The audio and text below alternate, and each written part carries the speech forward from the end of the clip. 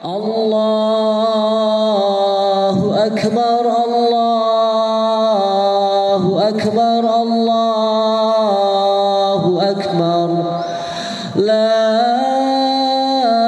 ilaha illallah, wallahu akbar.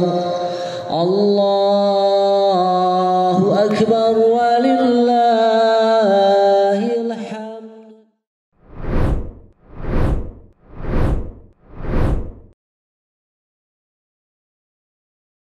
Assalamualaikum warahmatullahi wabarakatuh. Allahu akbar, Allahu akbar, Allahu akbar.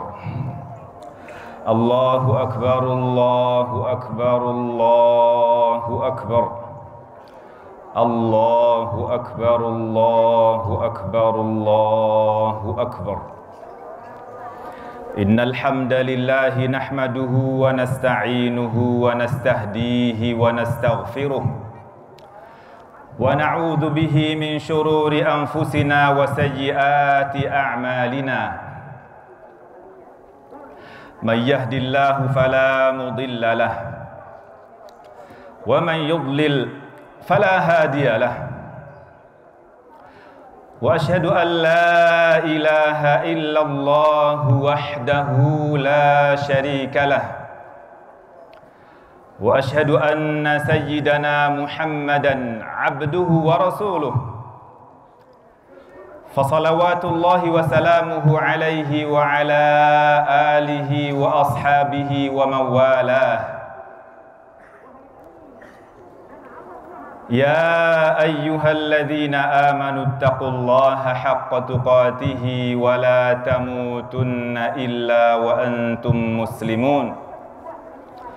Ya ayyuhan nasu taqu rabbakumul ladzi khalaqakum min nafsin wahidatin wa khalaqa minha zawjaha wa batha minhuma rijalan katsiran wa nisaa'a wattaqullaha alladzi tasaaluna bihi wal arham innallaha kana 'alaikum raqiba. Amma ba'd.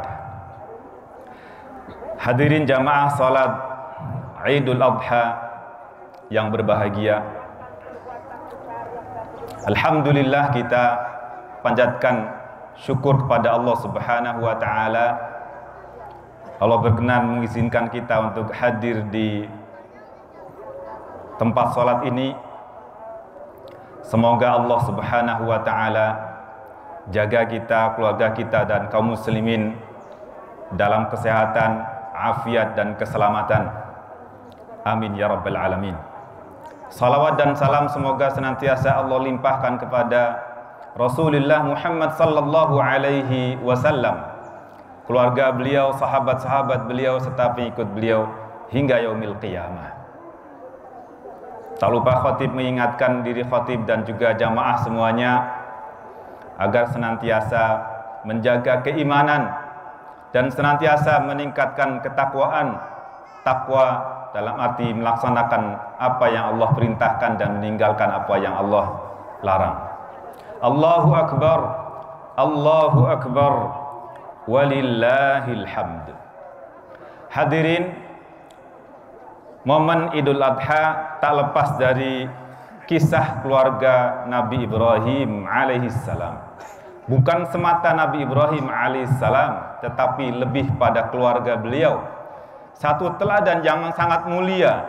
Bahkan Nabi sallallahu alaihi wasallam pun diperintahkan untuk mengikuti jejak, mengikuti teladan yang telah dicontohkan oleh bapak para nabi, Nabiullah Ibrahim alaihissalam. Dan Allah Subhanahu wa taala telah menegaskan bahwa keluarga Ibrahim alaihissalam adalah keluarga pilihan. Innallaha astafa Adam wa Nuhan wa ala Ibrahim wa ala Imran 'alal 'alamin. Sesungguhnya Allah telah memilih Adam, memilih Nuh, memilih keluarga Ibrahim dan memilih keluarga Imran di atas seluruh alam semesta. merupakan satu hal yang sangat mulia yang dimiliki oleh Nabi Ibrahim. Banyak pelajaran-pelajaran penting yang Allah Subhanahu wa taala berikan kepada kita melalui kisah Nabi Ibrahim alaihissalam. Baik yang Allah Subhanahu wa taala tuangkan dalam Al-Qur'an ataupun yang dilafazkan dalam sabda Nabi sallallahu alaihi wasallam. Di antara pelajaran penting dari keluarga Ibrahim alaihissalam adalah bab ujian dari Allah Subhanahu wa taala. Siapapun kita, pejabat atau rakyat jelata, kaya ataupun miskin, semuanya pasti mendapat ujian dari Allah Subhanahu wa taala. Terlebih lagi kita sebagai hamba beriman. Allah tegaskan, Bismillahirrahmanirrahim. Alif lam mim. Ahasiban nasu an yutraku an yaqulu amanna wa hum la yuftanun. Apakah manusia menyangka bahwa dirinya akan ditinggalkan begitu saja, cukup mengatakan kami telah beriman, sementara mereka tidak diuji? Jadi dalam kondisi apapun sebenarnya kita sedang menghadapi ujian dari Allah Subhanahu wa taala. Bukan hanya orang yang kesusahan yang merasakan ujian, tapi sesungguhnya kelapangan rizki dan segala macam yang Allah karuniakan kepada kita hakikatnya adalah ujian. Justru ujian yang tidak enak kita lulus, ujian yang tidak enak kita lulus, dan ujian yang enak kita nggak lulus. Dan hamba pilihan ujiannya sangat berat. Apalagi Nabi Allah Ibrahim alaihissalam yang Allah Subhanahu wa taala tegaskan bahwa beliau adalah Khalilullah, pilihan Allah Subhanahu wa taala, kekasih Allah Subhanahu wa taala, yang di muka bumi hanya ada dua orang. Yang pertama adalah Nabiullah Ibrahim alaihissalam, dan yang kedua adalah Nabi Muhammad sallallahu alaihi wasallam. Nabi Ibrahim Allah tegaskan dalam firman-Nya, wattakhadallahu Ibrahima khalila, dan Allah telah mengambil kekasih yaitu Ibrahim alaihissalam. Dan Nabi sallallahu alaihi wasallam menyatakan dalam sabdanya, innallaha ta'ala qad ittakhadhani khalila kama ittakhadha Ibrahim khalila. Sesungguhnya Allah Subhanahu wa taala telah mengambilku sebagai kasihnya, sebagaimana Allah Subhanahu wa taala telah mengambil Ibrahim alaihissalam sebagai kekasih. Para nabi adalah hamba-hamba Allah pilihan yang ujiannya tidak bisa kita bayangkan. Ujiannya sangat berat, terlebih lagi Nabi Ibrahim alaihissalam. Nabi sallallahu alaihi wasallam sabdakan, asyaddun nasi bala'an al-anbiya, thumma alladhina yalunahum, Sesungguhnya manusia yang paling berat ujiannya adalah para nabi. Kemudian disusul orang-orang yang mengikutinya, berikutnya lagi yang mengikutinya. Allahu Akbar, walillahil hamd. Nabiullah Ibrahim alaihissalam sebagaimana kita ketahui lama menunggu keturunan tapi tidak kunjung datang. Allah tidak karuniakan keturunan setelah jangka waktu yang lama. Imam Ibnu Katsir dalam Qasasul Anbiya, dalam kitab Qasasul Anbiya mengatakan bahwa Nabi Ibrahim alaihissalam baru dikarunia keturunan di usia 86 tahun, di usia yang tidak muda lagi, di usia yang tidak kuat lagi. Setelah beliau berdoa kepada Allah Subhanahu wa taala, Rabbi habli minas salihin, ya Rabbku, wahai Tuhanku, karuniakan kepadaku hamba-hamba yang saleh, karuniakan keturunan kepadaku keturunan yang saleh.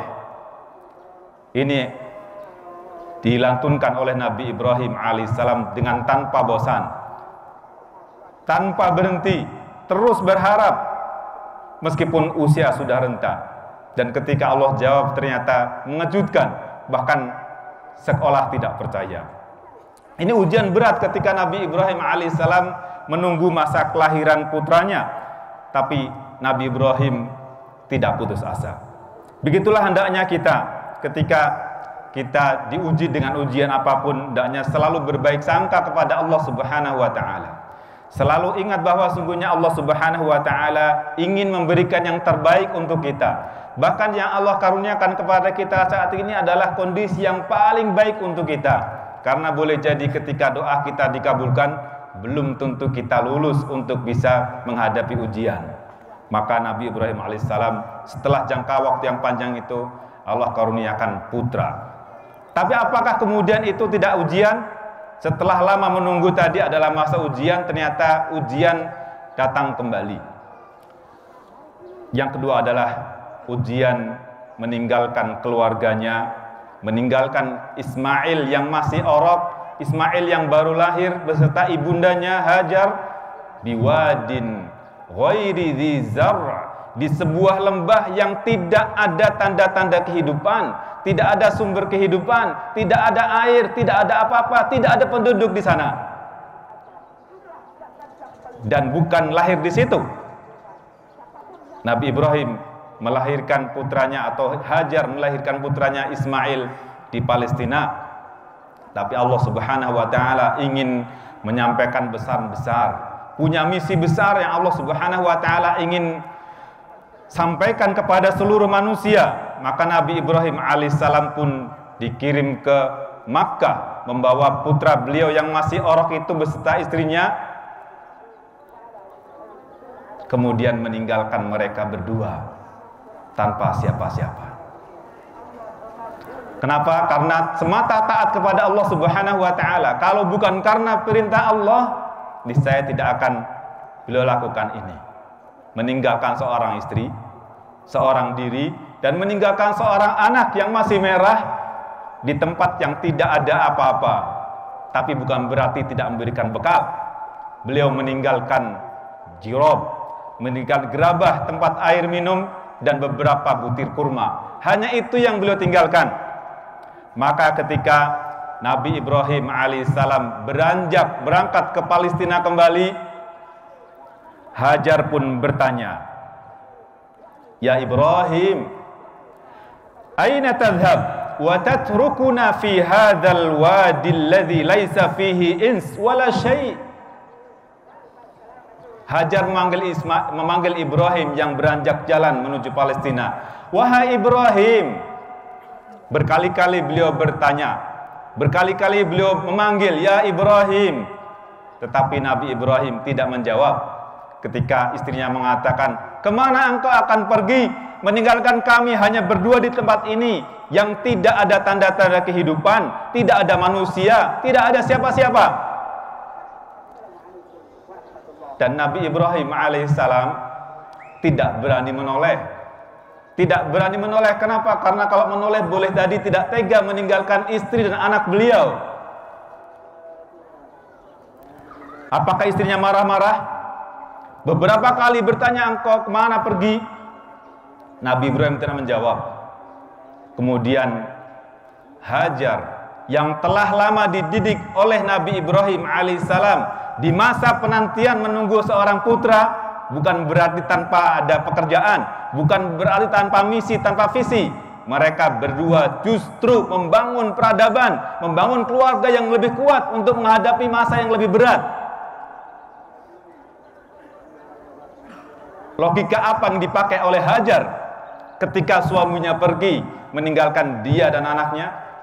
Logika Rabbani, logika yang Allah Subhanahu wa taala telah tanamkan pada Hajar melalui Ibrahim alaihissalam, keyakinan kepada Allah Subhanahu wa taala. Apakah dia ngedumel? Apakah dia marah-marah? Apakah dia kemudian kecewa kepada Ibrahim? Tidak. Dia bertanya, "Allahul ladzi amaraka bihadza." Dari kejauhan dia mengatakan, "Apakah Allah yang memerintahmu untuk melakukan ini?" Dan Nabi Ibrahim hanya menjawab dengan satu kata, "Na'am." Ya. Tidak ada kalimat berikutnya. Lalu Hajar pun mengatakan, "Idzan la yudayyi'una." Kalau demikian, niscaya Allah tidak akan pernah menelantarkan kita. Dan beranjaklah Nabi Ibrahim hingga ke balik bukit. Baru setelah itu di balik bukit beliau membalikan badan beliau dan mengatakan, Rabbi inni askantu min dzurriyyati biwadin ghairi dzi zar'. Dia mengatakan, ya Rabbku, wahai Tuhanku, inni askantu min dzurriyyati, sesungguhnya aku menempatkan anak keturunanku biwadin ghairi dzi zar', di lembah ini yang tidak ada apa-apa. Ujian berat. Dan kemudian berlalulah. Siapa yang tahu bahwa sungguhnya disitulah kemudian menjadi pusat peradaban Islam? Siapa yang tahu di kemudian hari didatangi oleh seluruh manusia dari seluruh penjuru dunia? Jika Nabi Ibrahim tidak yakin dengan perintah Allah, boleh jadi sekarang masih gurun pasir tanpa penghuni. Jika sekiranya Hajar tidak menerima ketentuan dari Allah Subhanahu wa taala untuk bertempat di situ, boleh jadi tidak ada Zam-Zam, tidak ada kehidupan di tempat itu. Dan boleh jadi tidak ada Arab, tidak ada bangsa Arab yang lahir dari keturunan Ismail alaihissalam. Setelah kemudian hari ternyata suku Jurhum penasaran dengan burung-burung yang terbang di atas kota Makkah. Penasaran, akhirnya datanglah mereka ke tempat itu dan dijumpailah Hajar dan putra beliau Ismail. Ternyata ada sumber kehidupan dan akhirnya mereka pun berdomisili di tempat itu, minta izin untuk bertangga dengan Ismail dan Hajar. Allahu Akbar, Allahu Akbar, walillahil hamd. Dalam waktu yang lama, Ibrahim tidak mengunjungi Hajar dan Ismail. Hingga di usia anaknya menginjak remaja, sedang nyeneng-nyenenginya atau anak, Allah Subhanahu wa taala perintahkan kepada Nabi Ibrahim alaihissalam untuk menyembelih Ismail.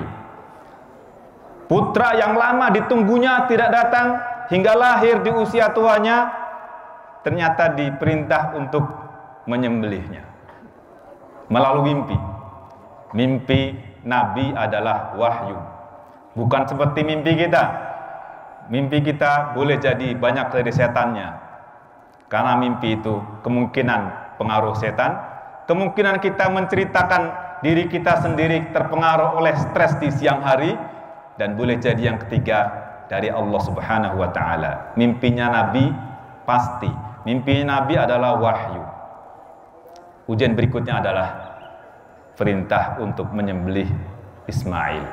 Berangkatlah Ibrahim alaihissalam ke Makkah, perjalanan panjang dari Palestina untuk menyembelih Ismail alaihissalam. Apakah langsung disembelih? Tidak. Allah tegaskan, falamma balagha ashuddahu falamma balagha ma'ahu sa'ya qala ya bunay inni ara fil manami anni azbahuk fanzur madza tara. Qala ya abati if'al ma tu'mar satajiduni insyaallahu minas sabirin.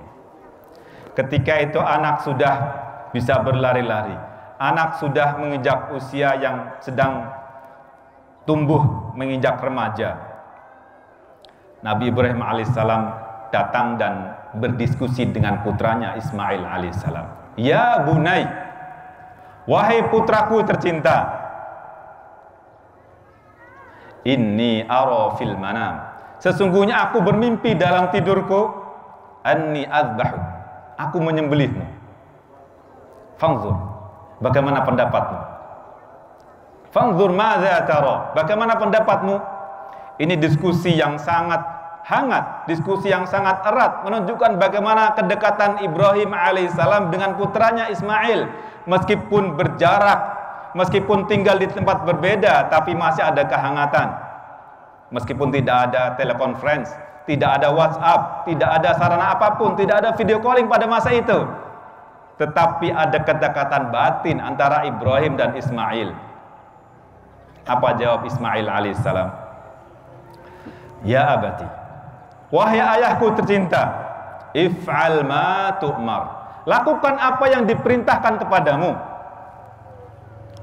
Ismail yang masih anak-anak itu menangkap sinyal mimpi Ibrahim alaihissalam itu sebagai perintah.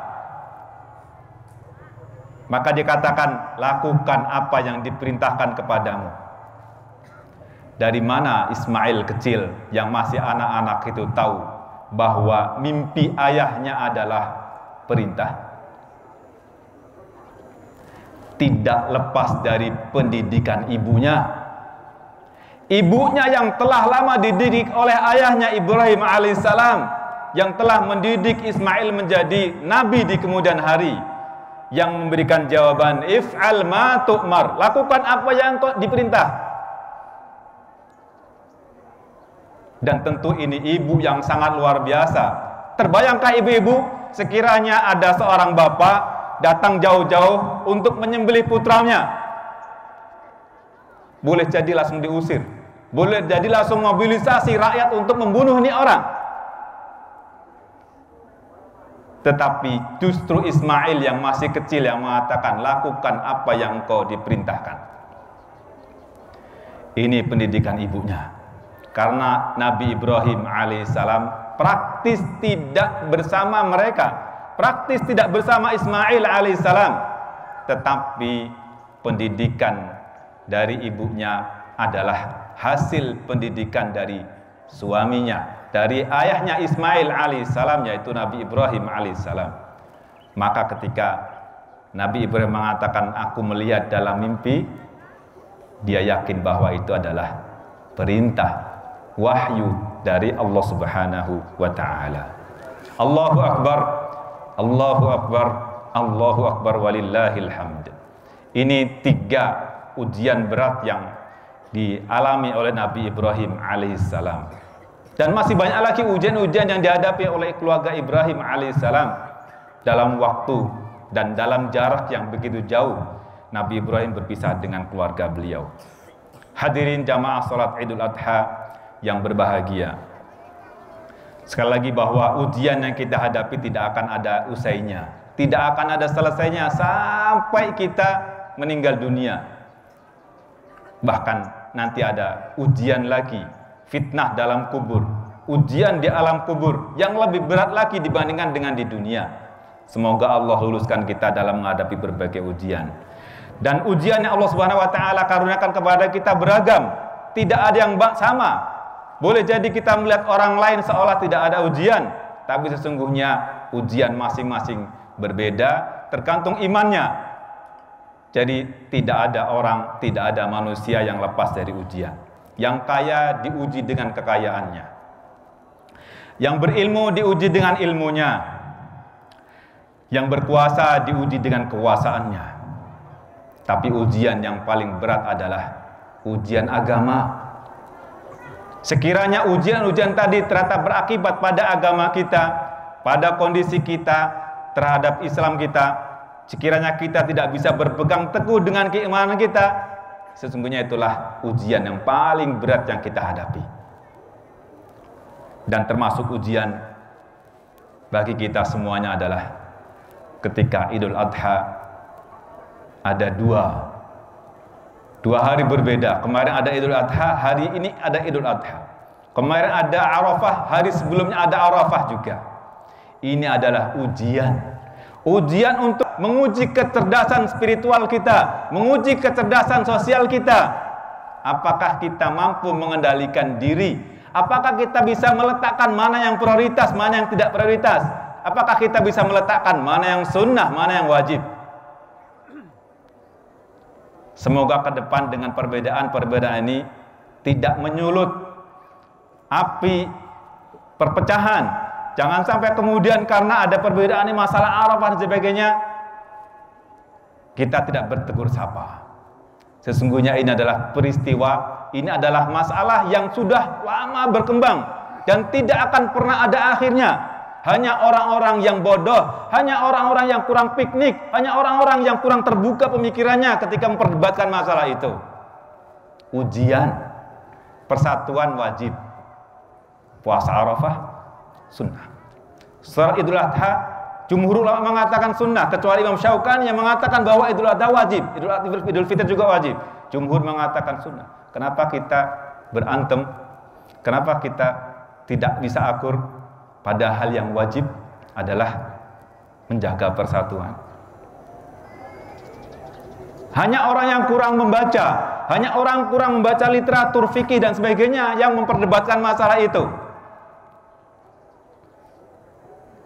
Dari zaman dulu, sejak masa Nabi Sallallahu Alaihi Wasallam, ketika Nabi berpesan kepada para sahabat, la tusallul asra wa antum fi Bani Quraidah. Kalian jangan sholat kecuali di Bani Quraidah. Ketika Nabi mengutus para sahabat untuk berangkat ke suatu tempat ke Bani Quraidah, Nabi berpesan, jangan sholat asar, la tusallul asra, jangan sholat asar kecuali kalian berada di Bani Quraidah. Di tengah perjalanan tibalah waktu asar. Mulailah ada dua pendapat. Yang pernah mengatakan kita harus sholat asar. Kenapa? Waktu asar sudah tiba. Kan Nabi berpesan, jangan sholat asar kecuali kalian di Bani Quraidah. Kata pendapat pertama ini, yang berpendapat pertama katanya harus sholat asar karena waktu sholat asar tiba, menafsirkan bahwa sabda Nabi ini adalah agar mereka mempercepat langkah. Pendapat kedua mengatakan enggak, maksudnya sholat asar di sana meskipun sudah waktu isya. Dan mereka pun berangkat kembali setelah sebagian menunaikan sholat asar dan sebagian tidak menunaikan sholat asar sampai di Bani Quraidah lewat waktu isya baru melaksanakan sholat asar. Lalu mereka mengadukan ke Nabi Sallallahu Alaihi Wasallam. Apa kata Nabi? Nabi tersenyum. Dua-duanya benar. Yang tekstual benar, yang kontekstual benar. Tapi kita seringkali tidak menyadari bahwa sabda Nabi seringkali menimbulkan multi tafsir yang para ulama sudah bahas pada masa dahulu. Semoga Allah Subhanahu wa taala jaga kita dalam kebaikan semata. Dan Allah senantiasa jaga persatuan kita semuanya. Dan masalah-masalah fikih, masalah-masalah furu'iyah tidak akan ada selesainya. Hampir semua masalah fikih isinya beda pendapat. Boleh dibilang 99% masalah fikih itu beda pendapat. Hanya 1% saja yang sepakat. Sejak zaman dahulu. Allahu Akbar, Allahu Akbar, walillahil hamd. Setidaknya ada beberapa pelajaran penting dari kisah Nabi Ibrahim alaihissalam ini. Yang pertama, bahwa ujian adalah keniscayaan bagi manusia. Yang kedua, bahwa kita hendaknya senantiasa menjaga keimanan kita, menguatkan keimanan kita dan selalu baik sangka kepada Allah Subhanahu wa taala. Dan yang ketiga, hendaknya kita bisa menghargai dan menghormati pendapat orang lain dan senantiasa menjaga persatuan. Ibadallah, innallaha ya'muru bil 'adli wal ihsani wa ita'i dzil qurba وينهى عن الفحشاء والمنكر والبغي يعظكم لعلكم تذكرون فاذكروا الله يذكركم واشكروه على نعمه يزدكم ولذكر الله أكبر أقول ما سمعتم والسلام عليكم ورحمة الله وبركاته.